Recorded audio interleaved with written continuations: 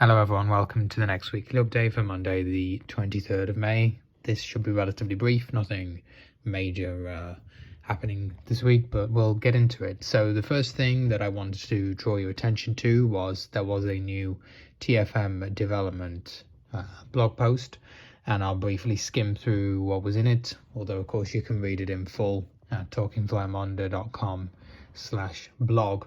The first thing they talked about was the 777 getting FDU updates. Essentially what this means is the functions that we have, I believe in the 7.3, where you use your left bracket keys and then your MCP keys, i.e. A for altitude, H for heading, S for speed, you get the picture, will read you the various attributes of that element. So it'll tell you the value that it's currently set to. It'll tell you what mode it's in, VNAV, level change. If you're checking altitude, you'll all get what I mean. That is coming to the 777, of course, something we already knew. Similarly, we also knew the next thing, but a good thing as well, that the 737 is continuing to get some offset changes in terms of how they are added. They say that it will allow them to be added more quickly, and the 777 will be getting more cross compatibility with the 737. So the idea is that they will both be brought up to the same level. The 7.3 having certain things that the triple has brought over to it, and obviously, as we saw with the FDU, the 777 having certain things that the 7.3 has brought over to it. So vice versa, and the idea is, I guess, that they're going to share a lot of attributes and be brought up to standard, and then eventually the 7.4 will follow. But apparently that needs somewhat of a recode, which makes sense. It says the end of June 2022, of course, will be probably the next release. There has been some talk in some of the groups, and this is obviously very cool as well, is about the idea of the airport tracking feature, which is what we talked about previously, where instead of an ILS, if a runway doesn't have an ILS, you'll be able to choose it, and TFM will be able to track it with the data that it has available. And there's some talk that one of the developers, Andy, has tried this out and is beginning to take shape as a feature, using a standard 3-degree glide slope and the coordinates to give you lateral guidance as well. So that will be very cool eventually to have for non-ILS runways, for your RNAV approaches, whatnot, or if you just want to know in general where the runway is located at. The next thing to talk about is I wanted to just take this time to point out the existence of tutorials, and you'll see why in a minute, but you all know bvipilots.net has tutorials. We have a section with tutorials on how to get set up as a blind pilot with the PMDG, and then we have videos, including on my channel, to full setup guides with the PMDG and doing a full flight from start to finish. You get over 100-page user manual with each PMDG plane you purchase, and I would highly recommend that you read it. It's there for a reason. It's being prepared, and you will learn a hell of a lot. I am aware it's probably quite tedious, and you don't have to read it all in one go. By all means, skim it, but it comes with it for a reason, and a lot of questions that people may have will probably be in there or on the videos. Okay, so some of the time it's good to do your own research. Similarly, the VATSIM Pilot Resource Center exists. So if you're looking at going on VATSIM, again, a lot of good tutorials on there and a lot of good YouTube videos from various YouTubers. Aviation Pro is a good YouTuber with these kinds of tutorials. I know Matt Davis has a a vatsim series. I think it's probably a little bit outdated now, but there's that too. And if you Google vatsim tutorials, there's tons of them from recent years with live demos. But yeah, the Pilot Resource Center as well has a lot of info. And it's really important that you go and read this stuff and take the time. This is not a plug and play.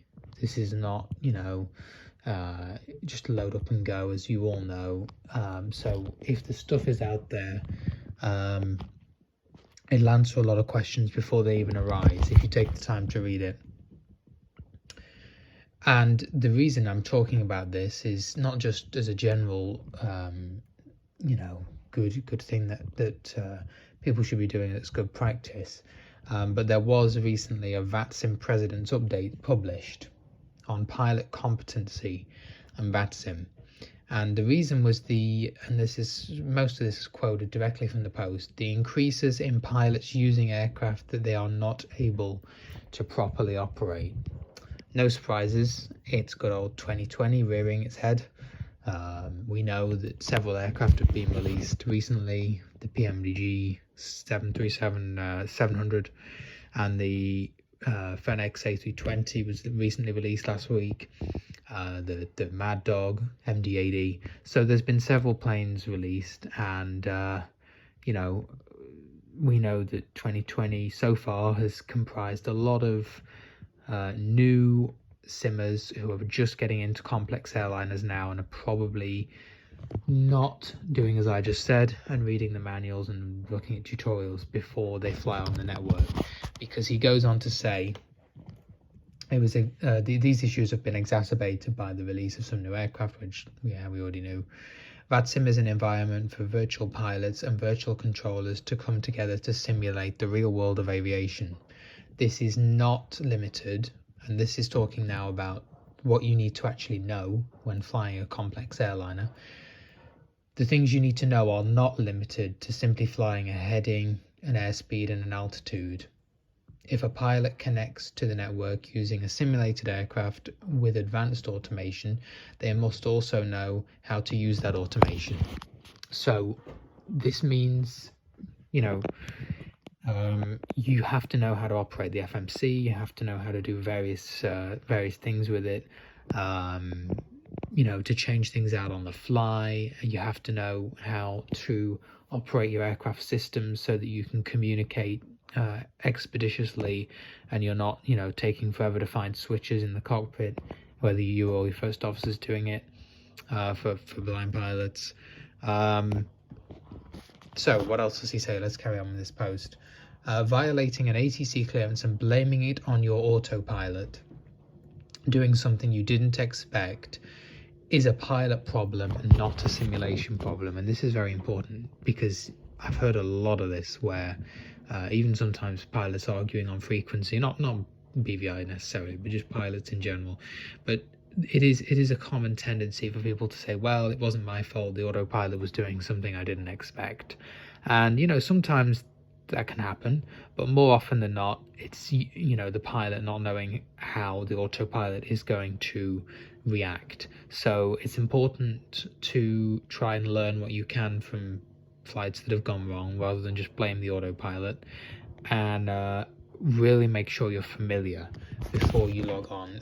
Let's see, there's some more of this here. So connecting to the network to learn how to fly your aircraft is simply not why VATSIM exists. Well, yeah, we knew that, of course. The VATSIM, and this is quite interesting here, the VATSIM Board of Governors is currently working on updates to our Code of Conduct to codify a stricter requirement for pilot competency on the network.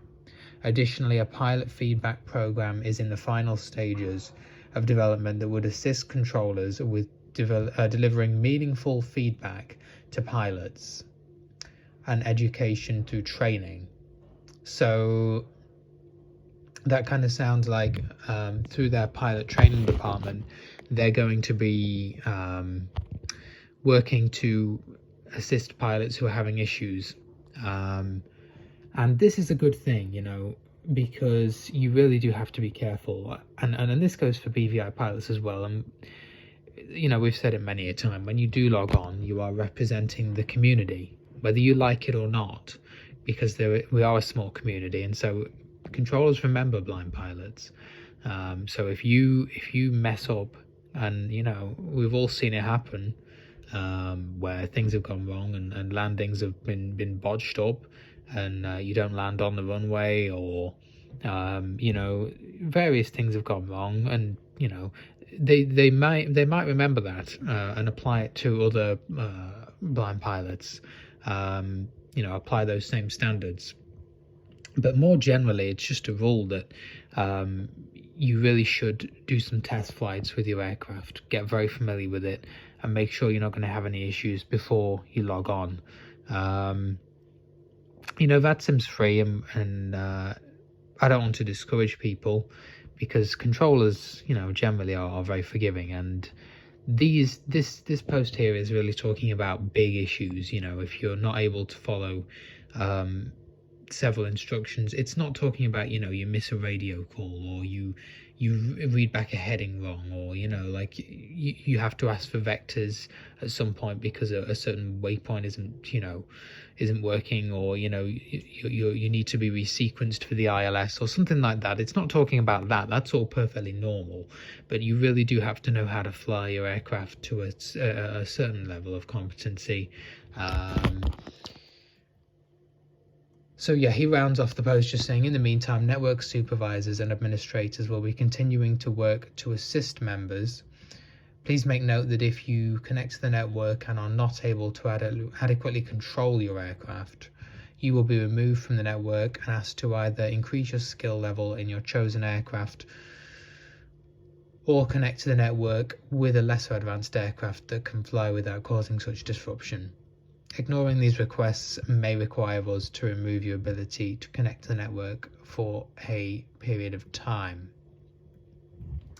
Again, I should say as well, this is nothing to do with us repositioning to the runway. That's our relevant procedures as blind pilots, so they're not going to care about that. But again, just make sure you do know how to fly your aircraft. If you are having issues, just disconnect if you're really struggling and you're in busy airspace, because it sounds like VATSIM are getting tougher on this, and I think it's probably a good thing. So just be aware that there is an increased focus on this.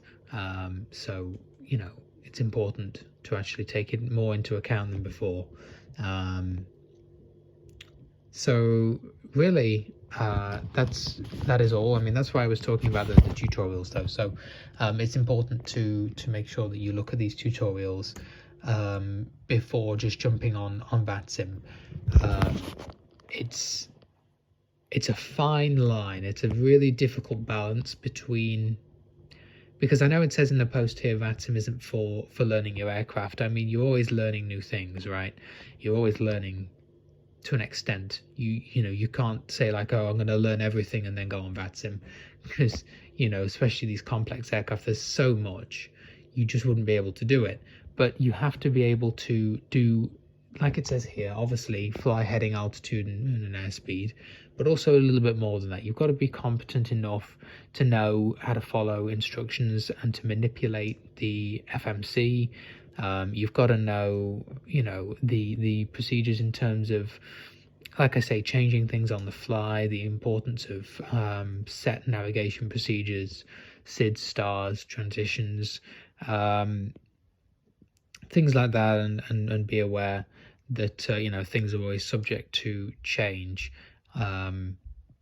So yeah, but like I say, there's so many tutorials out there. Reading those is always the best thing you can do, and you will learn a lot, rather than jumping on VATSIM and constantly questioning, oh, what does this mean? What does that mean? What are they telling me to do? I don't know. Well, go read the stuff because it's out there. Other than that, I did say that the Fenix had released alongside the PMDG. The Fenix A220 has released for 2020, $60 aircraft, 49.99 British pounds. Nothing to say on it. It's not really of interest at the moment to us, but you never know, years down the line what could happen with regard to access. But for the moment, it sounds like a cool aircraft, but nothing really too safe for us. It's not really relevant to the BVI community at the moment, but there you go. Just put it out there. It has released. So yeah. Right. I'll see you in the next week's video, and hope you have a good rest of your week.